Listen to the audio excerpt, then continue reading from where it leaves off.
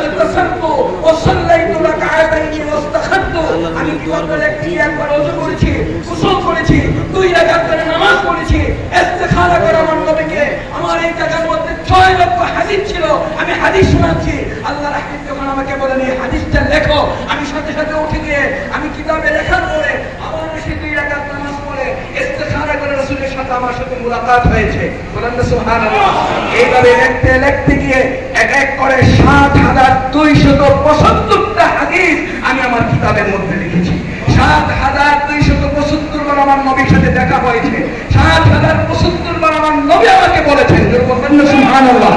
আপনি বলেন যদি কি বুখারী শরীফ পড়ি আর আমার নবী মরে গেছেন, পচে গেছেন, শেষ হয়ে গেছেন, এই কথা যদি কেউ বলে মানা যাবে?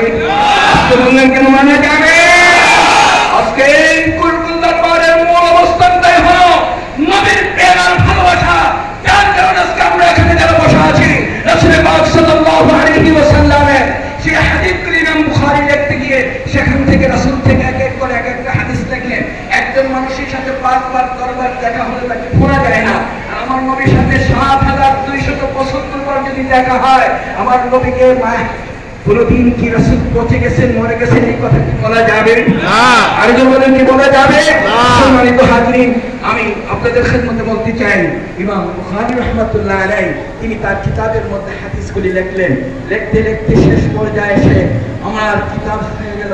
ইমাম বুখারী রাহমাতুল্লাহ আলাইহি তিনি তার জীবনে এই কিতাবের মধ্যে প্রায় আপনার ৯৭টি কিতাব এবং ৩,৪৪০টি ৫০টি ভাগ তিনি কায়েম করেছেন। আজকে অনেক লম্বা আলোচনা, সেদিকে না গিয়ে শুধু এতটুকু কথাই বলতে চাই। ইমাম